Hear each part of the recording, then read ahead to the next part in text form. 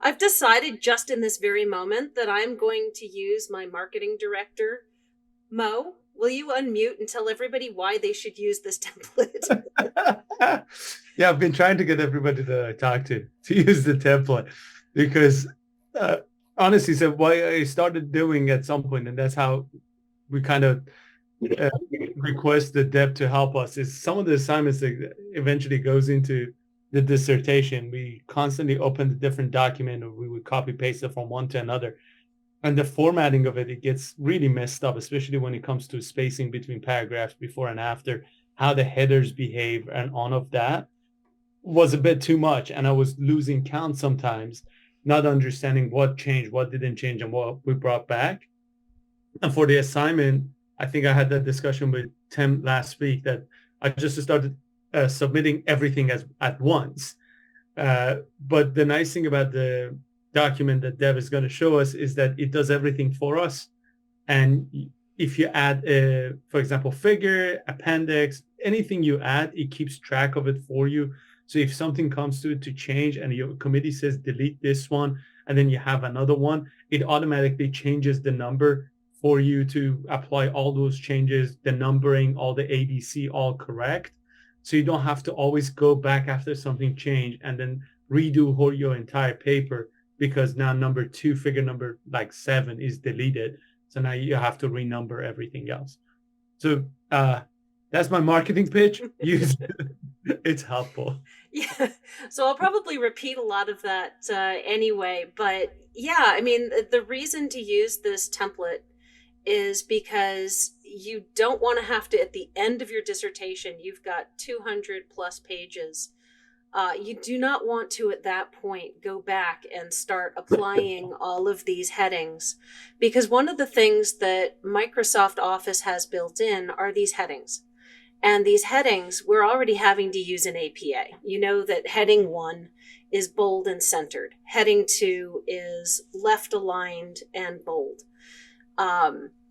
If you're using the heading process that is already built into Word, then it's already setting it up for you. But the cool thing is that the table of contents that Microsoft Office has built in that you just add and is already in the template, it uses those headings to build the table of contents. So things that I've seen over the last year are people adding their own table of contents and adding the dots and the periods, and then going back and trying to add the page numbers themselves. Well, as you know, we're constantly adding and removing and moving things around. And if you get to the end and you're trying to update your table of contents manually, you're going to spend a week and you're still going to make mistakes. So table of contents and headings are probably the biggest reason to use the template and to use the functions that Office has already built into Word. You know, why do it yourself when Office has set it up to make it easy? The other thing Mo was talking about was as you're adding your tables and adding your figures and adding your appendices, if you do it the way that I'm going to show you tonight, and I admit it's a little fussy. I mean, it is harder to do it the way I'm going to show you than it is to just type in your figure and your header and all that. But the thing that is so important about that is that it does a few things. One, again, it adds it into the table of contents for you, and I'll show you that. So you're not adding it manually and updating the page numbers and trying to keep track of which figure comes first. But the other thing is that you can then use what's known as a cross-reference. So you can have your table, and you've added your table, and you've added your table title and your table name, and your table looks great because you've just done it the way you're supposed to. You can then go into your text, because of course, as any dissertation, you have to say, see table 1. You have to then point to that as part of your narrative. And if you add that as a cross-reference, not typing see table 1, but say see, and then enter a cross-reference, and I'll show you how to do this, it then ties that cross-reference to your table. And if at some point you add a new table above that original table, Now you originally had that table as table 1. Well, now you've added something above it, so now it's table 2. Word keeps track of that for you, and it will change not only the title of the table for you, it will then also change that cross-reference. So you do not have to go through all 200 of your pages, finding every single table 1 and turning it into table 2, and then getting confused as to whether or not you're talking about your new table 1 or your old table 1. Word keeps track of that for you. Let Word do that. So it's a little bit fussier to add those captions, but it is so worth it in the end. And I can't recommend it highly enough that you should learn how to do this now. Get your documents into the templates now, and I'm going to show you how to do that so that you are moving forward with this process working for you the whole time, and you can worry about your content and not the format of what your dissertation looks like. So the first thing, this is the dissertation template. I've already sent it to everybody, and the only difference is that I have gone in and added a few things so that you can just see how it works as we go through. But for the most part, this is what you've already received. So dissertation title, go ahead and change that to your title. An important thing to know is that on the second page, this dissertation title is tied to the first page. So any change you make here will be done on the first page. Any change you make on the first page will be done on the second page. Mo, yeah. I'll do a commentary on the side. So on the Mac or even some other systems, if you do copy paste, it might take it away because it's actually a box. That's true. If it clicks on it, it's a box. So if you copy paste, it takes it away. So I would say, for example, delete the title and then paste it after that and then erase dissertation. Hold on to the box. So anywhere your title is, it will do the running headers. Yeah, good point. And that's the same thing with Windows. The one thing that does not change, see how it says by your name on the second page and by your name on the first page? Those aren't linked. You will have to write your name twice. But your title will wind up being duplicated. You have to type your name twice, but once you've typed in your name, you're good. So ignore. All of the wording in this template was pulled from existing DBA recent dissertations. So the wording is the wording that has been approved by Wilmington University. And is the most recent. I intentionally only pulled dissertations from 2022 and 2023. All right, so if you see over here on the left-hand side, this is another advantage of using those headings now. This is navigation. And the way to see that is come up here to the tabs view. This is by default off, and you see it right here under ruler and show. This is what you're normally going to see when you open up the template. To see the navigation, and I'll show you why that's so great, especially as your document's getting bigger, but you do want to have that navigation on.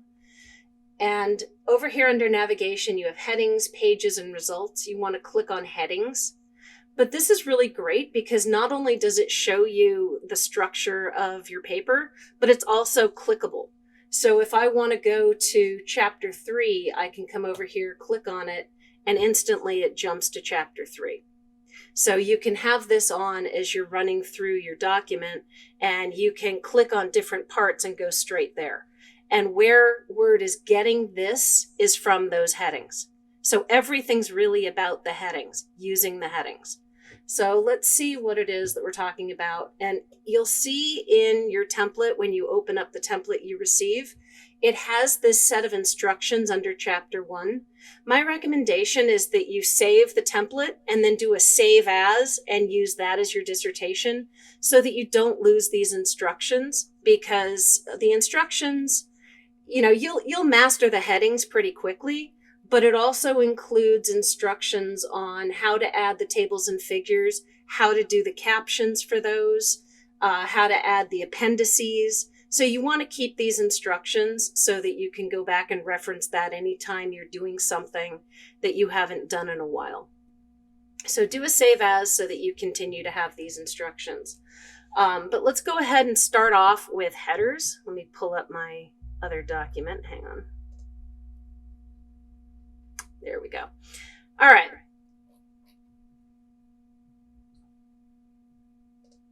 No, I lied, wrong direct. Okay, so we're going to talk about the headings first. So the first thing is here on the Home tab. Up here, you just click on Home, and it's taking a little while. There we go. See how in the middle it says Styles? These are the headings. This is like the key to everything.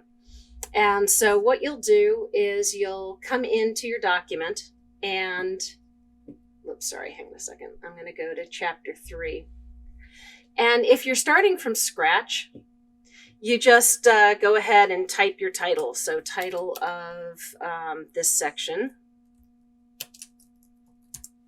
And you just highlight it. Right now you'll see that it's body. Body is that indented 1/2 inch. So you just highlight it, come up here, and we're not going to do header 1, but you just click on this little arrow right here in that bottom corner, and it shows all of the headings. So we're going to do heading 2 on this one. Click on heading 2, and it automatically puts it as that bold, left aligned. It got rid of the indentation. So if you've been doing this manually, you may have been fighting with the formatting and the ruler. You don't need to do that if you're using these headings. So that's already set up that way. The template also knows that if you hit enter after any of these headings, so it automatically goes back to body and it's indented. So that's every single header you do. When you hit enter, it's going to go straight back to body. You want to have all of your text in body because it gives you that indentation. One of the things I've seen while helping other students transfer their papers over to the template is they've fought it in the past and they've done things like hit tab to get that indent. You don't need to do that when you're using the template. You just highlight your text, you hit body, and it's automatically in the right font, the right format. It has that 1/2 inch indent and it's ready to go. So you don't need to do anything. But then I'm just going to type something. We'll go...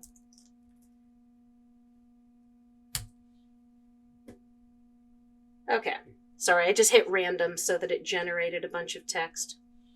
All right, so anyway, there is a couple paragraphs of information. It's in that body, and you just keep doing that. If you want then a second level header, then you just type your heading 1. We'll call that a heading. So we already did 2. We'll call this a heading 3. Hit enter. That takes me to body, but I'm just going to highlight that. Hey, Deb. Yeah. I'm sorry. Mm-hmm. I've been trying to find the word body under my styles. I'm not sure I have a different version of Word, but should be there. Well, so here's a quick question. Is not set up like yours. Do you have my template open or another Word document? I went and opened the new one to practice. Okay, so it is the... Whoops, I actually, while we were talking, selected the wrong style. So you have the template open or you have a normal document? Well, I have the template open now. And then I see body. Okay. So that's actually, I'm glad you said that because there's something you need to understand about this template versus the normal template that Word uses. So there is a template that Word uses to open up any blank document, and it's called normal.dot, D-O-T. And it has all kinds of different headings, and you'll see blue headings, and it is completely different from the headings that you will see in the template. I intentionally went into this template and removed all of the standard Word headings and left it with only the headings that you need for APA 7th. So if you just open up Word, you're not using the headings that I've given you in the template. You're using the standard headings that are part of the normal.dot template that comes with Word. So if you just open Word, a blank document, you will not see what I'm showing you. You have to open the template that I sent you in order to see the headings for APA 7th. It's a very different document. All right, so anyway, I accidentally selected heading 2 when I was doing heading 3, But if I then select heading 3, boom, now we've got our italics, our bold, left aligned. So whatever heading you're using, if you just select that and come up here, it's going to change it to where it's supposed to be, the style, etc. The one thing you have to know, though, is if you get to heading 4 and heading 5, there's no style that Word can do that's going to add the period that you need. So if you reach heading 4, which is actually what this is representing, so I'm going to change the word, you have to add the period at the end. Or if we turn this into heading 5, that also has a period. So there, that is now a heading 5 because it's italics and indented one level. So if you just select these words and choose the heading will automatically be done for you. If you do heading 4 or heading 5, you have to add a period, but everything else is good. You hit enter, you're back to body, which is what it needs to be.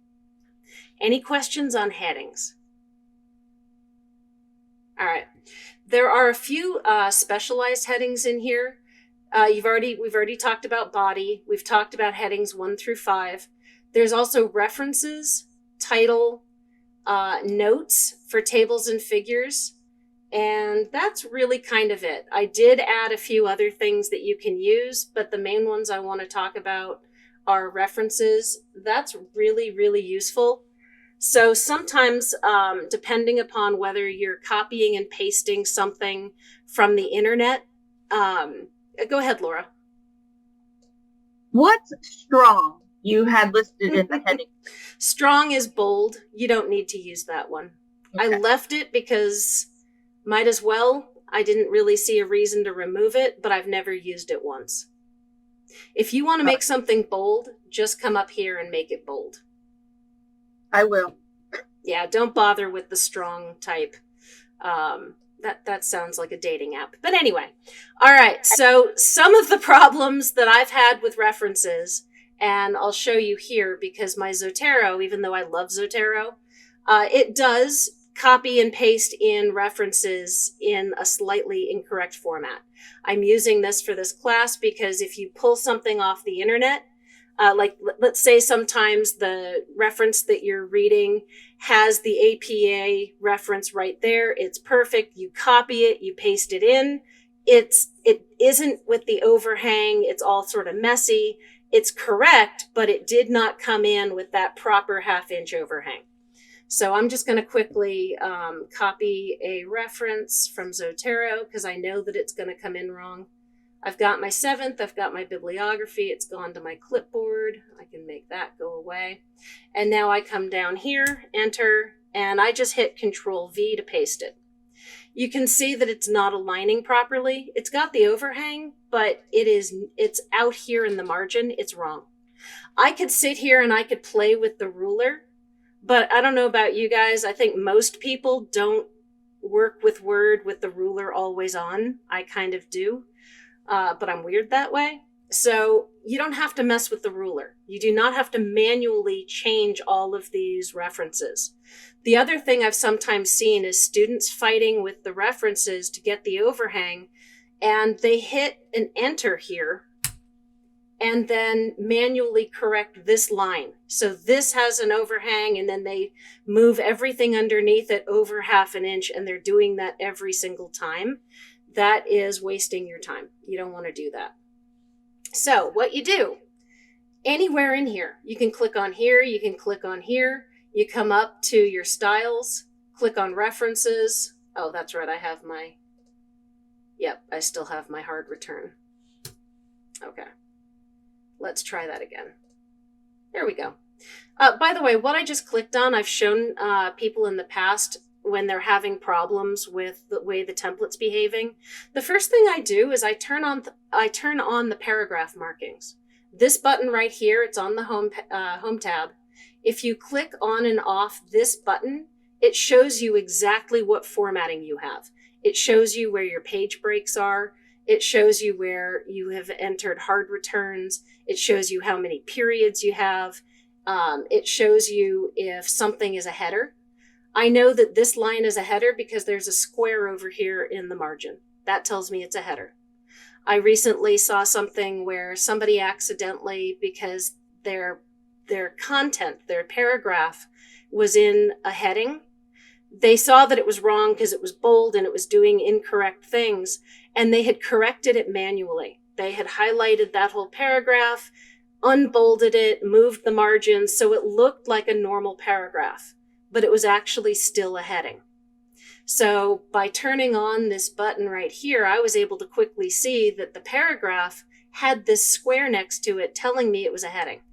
The other thing you can do is you can see what heading something is by clicking on the heading, and up here in the styles, it'll immediately put a little box around which heading it is. So you can also see that. So if you have accidentally turned your paragraph into a heading and then made it look like a paragraph, Word still thinks it's a heading. So it's going to treat it like a heading. It's going to add the whole paragraph to your table of contents. It's going to add the whole paragraph to your navigation. But you can turn on the paragraph markings and see what everything is doing. So it's a really good button to see what's happening with your content. But anyway, so if you click here and you say references, it instantly brings it over and it makes it a reference in the right format. So you just click on these styles and everything does what it's supposed to do. Don't ever fight with it. If you ever get to a point where you've kind of made a mistake and you're trying to fix it and you're not sure how to fix it, just tell me. Or come back to this video if you're not in my class. All right, so anyway, that's how to do the references. You can also just highlight everything and hit references.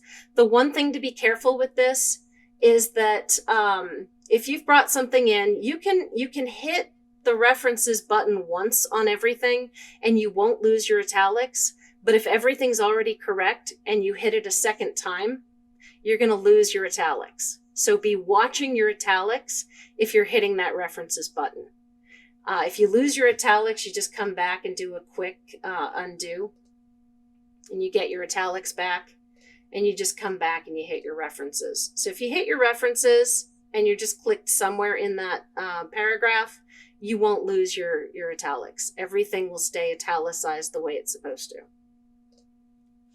All right, I'm going to go ahead and kill that space because it bothers me. All right, so that's references. The note style. So we'll talk about this part in a second, but here for the notes, this is also a heading. So if you add your content down here, remember that note is going to be italicized with a period, and then you write your stuff. There are two different styles in here. They are both called the same, but this one has it indented a little for those smaller tables and figures, and then this one brings it out to the margin for the ones that span the entire page. One of them will give you double spacing, one of them will give you single spacing, but it puts it in that block format because nothing about that note is supposed to be indented. They're supposed to be aligned under each other. Both of these note for tables and figures do that block alignment for you. It's just you get to choose whether you're using double spacing or single spacing, if it's indented or not. So there's two different options there.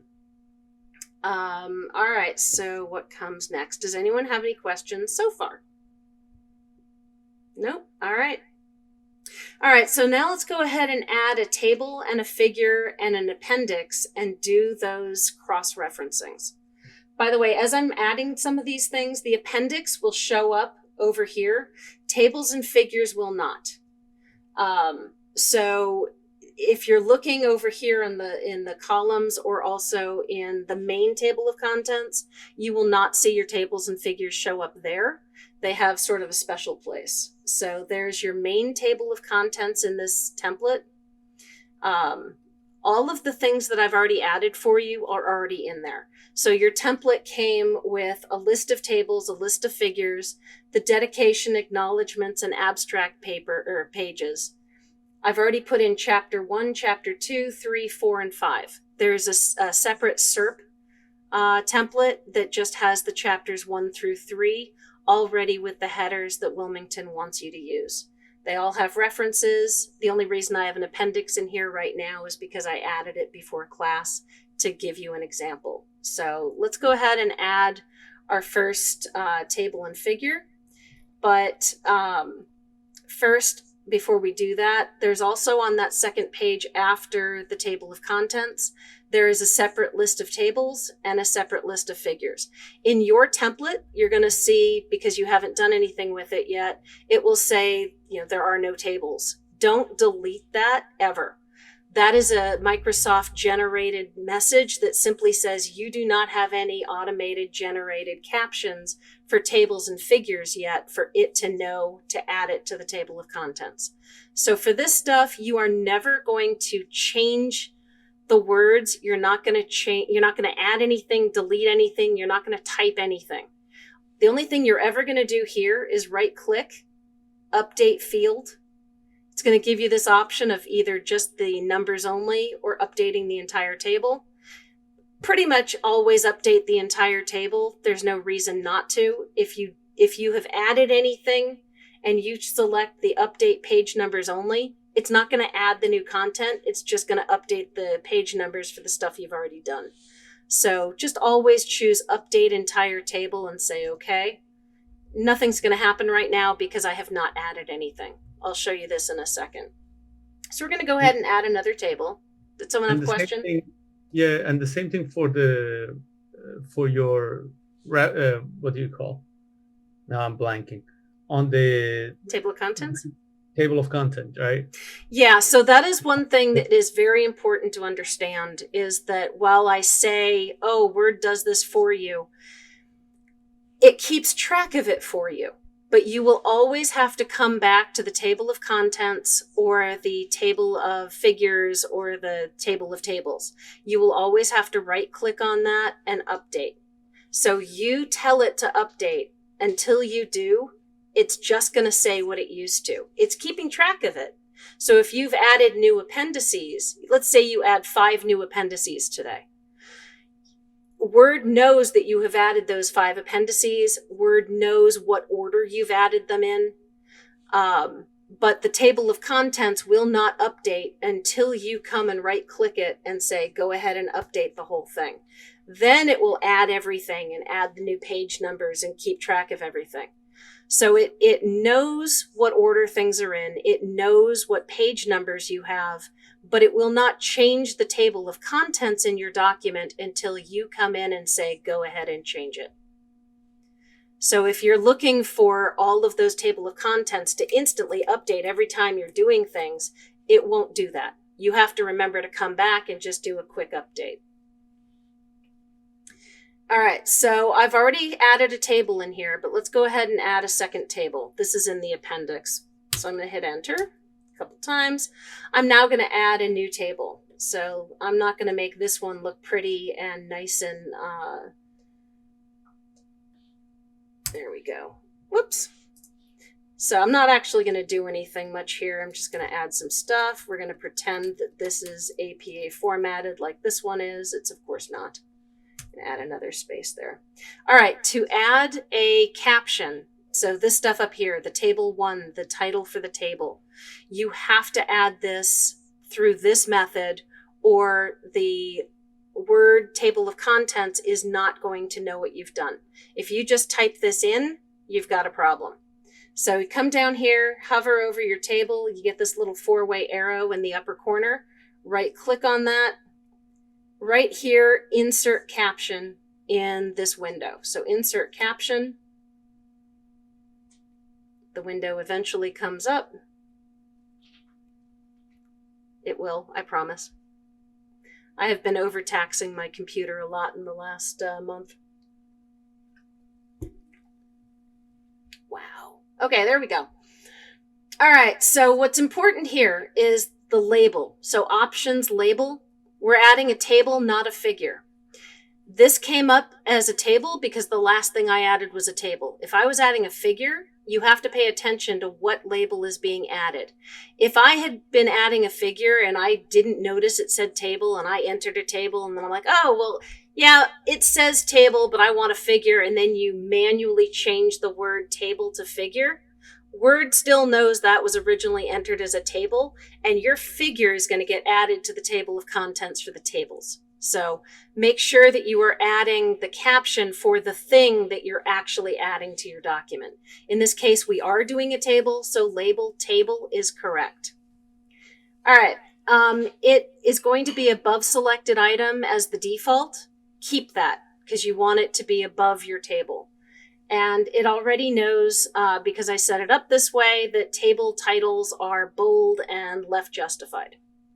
So I'm going to say, okay, now we've got table 2. Here is something that is incredibly important. The next line down needs to be double spaced, and it needs to be not bold, but italics. But in our table of contents, we want table 1 and the title of it, then the ... page 36. The only way Word can do that is if it thinks that this is all on the same line.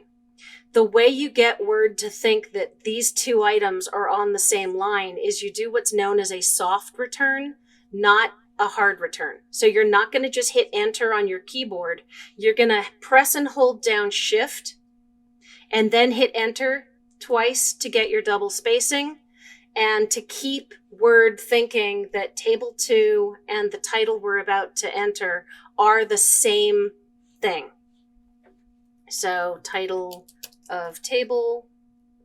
All right. Now, right now it's bold because Word knows that these are the same thing. They are still, it's almost like we have table 2 and then it just continues on the same line. I'm going to turn on the paragraph markings so that you can see what this looks like. If I do a hard return, you get that paragraph mark. A soft return is this little, backwards facing arrow. That tells me that I did soft returns and that Word thinks of this as one entity. It's one thing. That's what we want. Now we do want to change this, so we're going to go ahead and highlight that. I'm going to do Ctrl B to turn off bold. You can also do it up here, and I'm going to click italics. Now this is formatted correctly, so it's not so messy. I'm going to turn off my paragraph markings. So we now have table 2 and title of table, and we have this table. Word knows that, and by the way, pay attention to the fact that Word labeled this as table 2. It knows it's table 2 because I put it after table 1 and it knows table 1 is there. If I entered a new table right in between table 1 and 2, it would give this new one the title of table 2. It might automatically update that to table 3. It might not. But if you then do a document update, it would then renumber it. So you would have table 1, then table 2, and then this bottom one would become table 3 without you having to change it. This highlighting tells you that Word generated that number, you didn't. So when I'm looking at people's tables, I can instantly see if Word gave you that number or if you typed it in yourself. That's how I can tell, is because of this gray highlighting. Yeah, Veronica. Did you say that it was shift, enter, enter, or control? Shift. Control. Thank you. Control enter, and I'm going to talk about this too because this is another thing I've seen. Control enter is a page break, and there are times to use that, but yeah, you will do shift enter enter for this one because shift enter tells Word that you haven't actually changed to a new line, a new format. It's all still the same thing. Okay, great. Thank you. And those instructions are in the written instructions for the template. So everything I'm talking about is in there. So there's written instructions, and we're just going through this. All right, so now let's see what the impact is. We've got table 1, table 2. Let's go ahead up to here. List of tables. And again, I got there just by clicking on the navigation pane. See how it only says table 1? It doesn't have a table 2? I have to update that. I right-clicked. That becomes an option of update field. I'm going to update entire table. There's table 2. So now let's do a cross-reference, because this is another concept that really is actually really important, because you don't want to have to go through your whole document and change what table number you're talking about for everything. So let's go ahead back to here. And I'm going to add a C table 2 to this. See, now I'm not going to type table 2. All right, I'm just going to end my parentheses, put my cursor right back in front of that parentheses, and we're going to have Word add the reference. So what this is going to do is it's going to tie table 2 written here to the table 2 that is down below in my appendix, and it will keep them numbered the same no matter what else I do.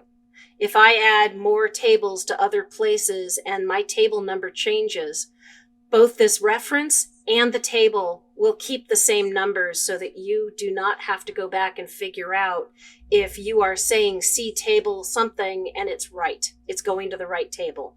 Word will keep that tied for you.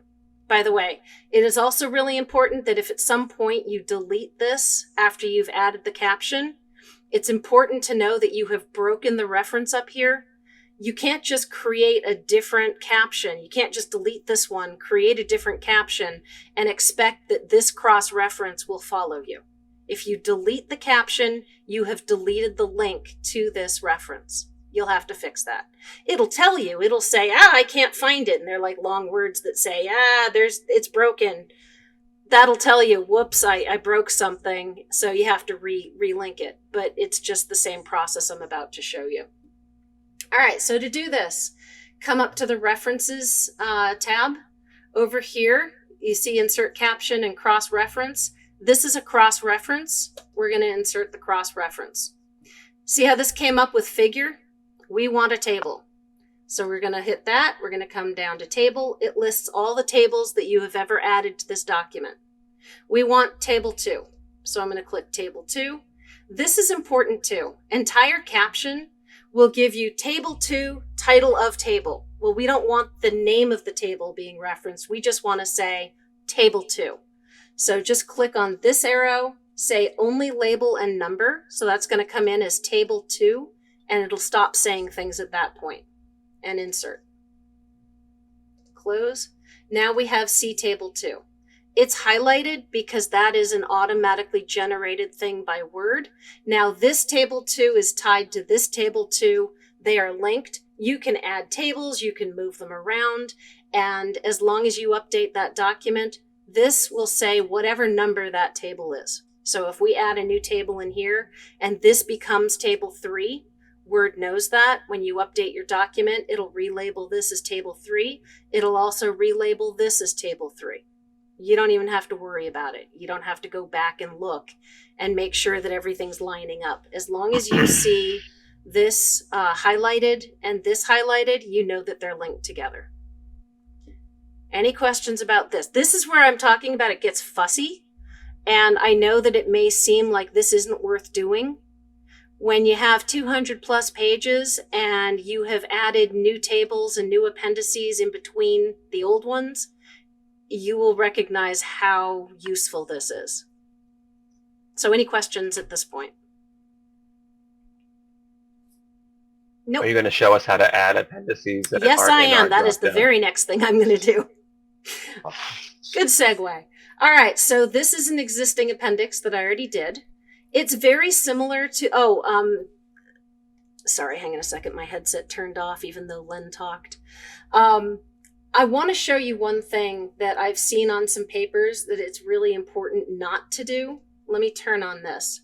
So some of what I've seen is, we're done with this page and we're ready for our next appendix.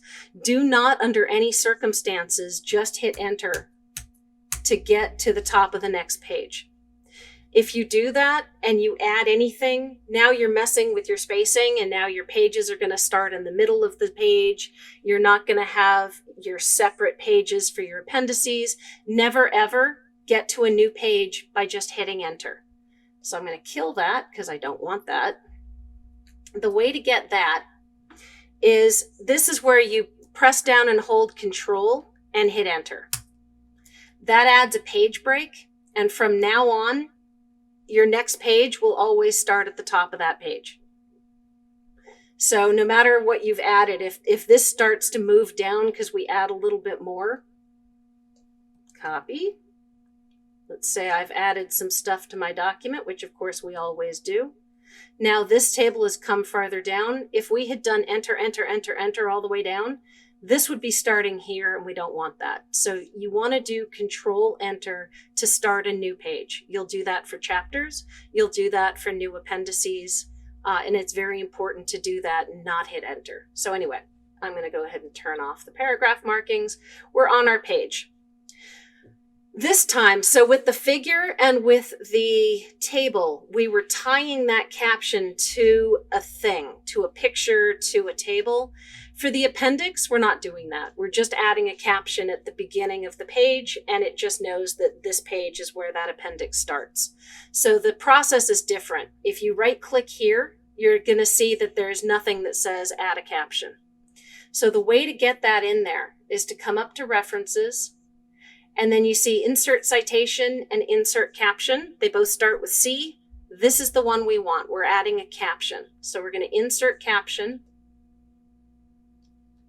And eventually my window will fill in. There we go. So it says Label. Right now it's Table because that's the last thing I did. I have Appendix. As soon as I finish showing you guys this is what I'm going to have you guys add to your own templates. It's important that you open the template, not just a blank Word document. Actually, it probably would work in the Word document too, but might as well just have everybody in the template.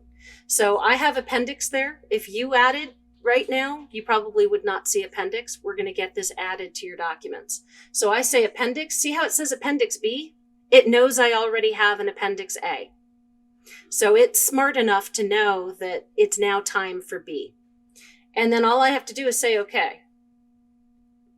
And we have Appendix B. That was automatically generated. We're going to do the same thing as we did before. Hold down Shift, hit Enter.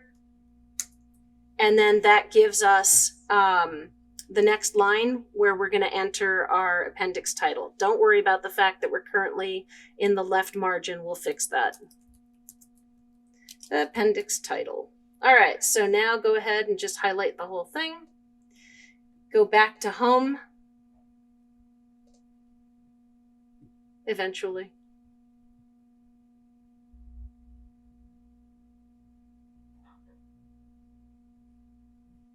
Okay, and we're going to select heading 1.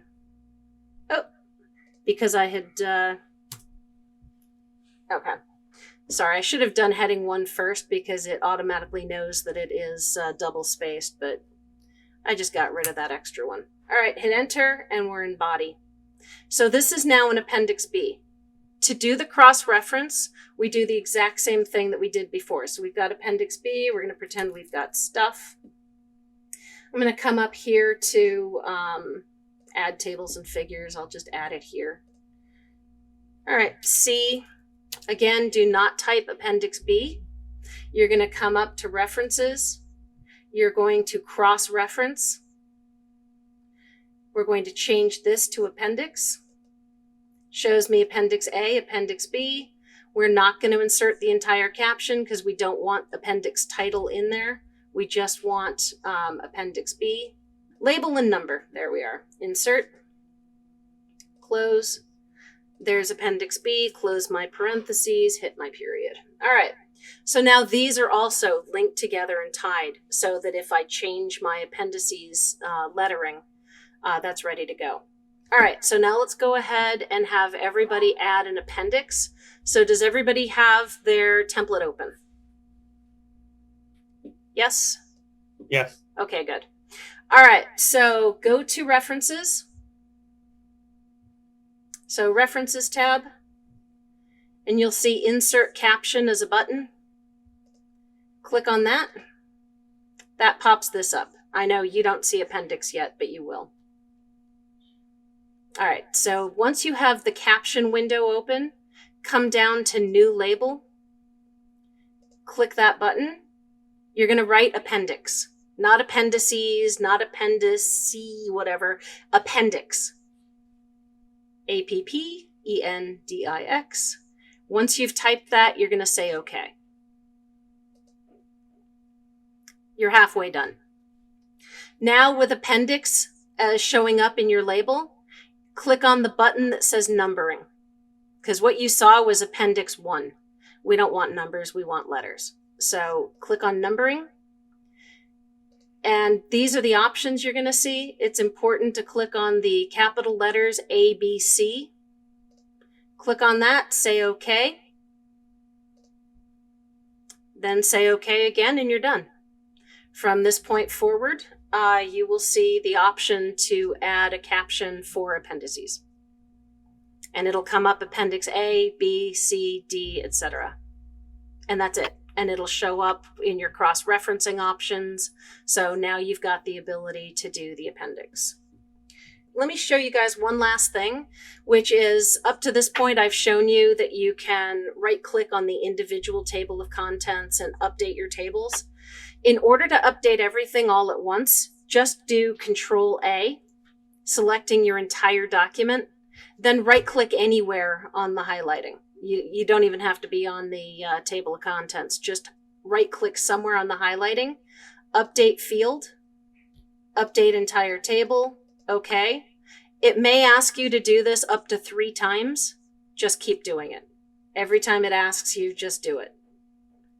Update entire table, OK. Yep. So what that'll do by doing Control A to select your entire document, it will update the lettering and numbering of all of your tables, figures, appendices, all of your cross-references. It'll update your table of contents and the list of figures and tables. So everything will get updated.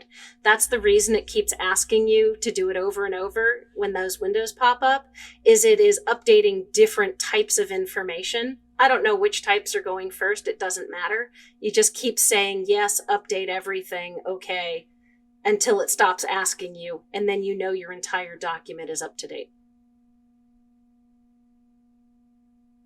And I think that's it. I have one question for you, Debbie. Yeah. So I have a document. I've been doing it wrong. Yep. It's not a template. What is the easiest way for me to transfer it into the template? Thank you for asking that. I forgot that I was actually going to specifically cover that, so hang on a second. There is not really a specifically easy way, but there is a best way. So this over here is a document. Let me just expand this. This is a document you can see by looking at View, Navigation pane. There is nothing. We're on the headings. There are no headings at all. I manually did all of this, bold, center, left, justify, bold, etc. So there is absolutely no formatting in this particular document. And that's the document over here on the right. So no formatting. This is the template that has the formatting. Let me go ahead and shrink this a little bit so that we can see everything. All right. What you're going to have to do, don't copy over the Chapter 3 methodology and overwrite mine, because mine in the template already has the correct formatting. So leave that alone. Do not mess with this. What you'll have to do is you'll have to come over and copy this. And yeah, I'll show you the figure as well. Come over here, paste it in. It looks right, but currently it is not.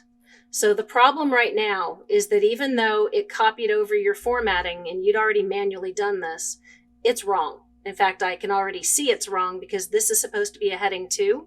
And because it's just text, Word indented it because it's just a body. So what I would recommend doing at this point is highlight all of your text, come up. I'm going to go ahead and, since everything's now in this document, I'm going to expand it. Come to your Home tab so that you can see your headings. You've highlighted this, tap on Body. Even though nothing looks like it changed, it did. You need to do this. Then for this one, we know it's supposed to be a heading 2. Just tap on heading 2, and it brings it over to the left margin, and it has given it its proper formatting. You can also see what's happening over here in the navigation pane. We now have research method and design. So you know that the heading came in correctly. Scroll down, copy this, go back to body. So it's a little annoying. And all the people who I did this for are now seeing what I did when I put your papers in the correct thing. Again, this is a heading 2. You got to come back and go heading 2. To be a little faster, you can probably just do the headings first so that you don't have to keep hitting this. You can just scroll down. This is a heading 3, so I want to make sure that this gets the heading 3 marker. Again, doesn't look like it changed, but it did, because now it's a heading, and you can see these things being added. And they'll also wind up in the table of contents. This has to be redone because this is not connected. This is not a caption. What you can do to make it a little easier on yourself is just hit enter here, and then right click, do your insert caption. This one is a figure. Tap figure, say OK. And then what you can actually do is copy just the text, come here, do your shift, enter, enter, and then just do a right click and bring that over. It's still going to be bold. You can unbold it and italicize it, but that's how you can save time and not have to retype your figure titles. Remove that. This now is figure 2. You will have to go up into your document, find where you wrote figure 2, turn that into a cross-reference instead. So it is going to take some labor to get your document into the template and get it formatted correctly, but do it now before you are at the end of this and you're having to do it, transfer everything. Go from this point and use the template, use the headers, use the captions, use the cross-referencing. Remember, there's going to be a video that you can come back and see. There's also instructions in the template on exactly how to do everything we've talked about. It didn't take that long, though. I changed mine one more time to the newest template. It took about maybe 20 minutes. It's not hugely labor intensive, and the more you do each of these things, the faster and better you get at it. The first couple times you try and do the tables and figures, you're going to be reading the instructions and going step by step. After you've done a few of them, you'll know what you're doing and you can go a lot faster.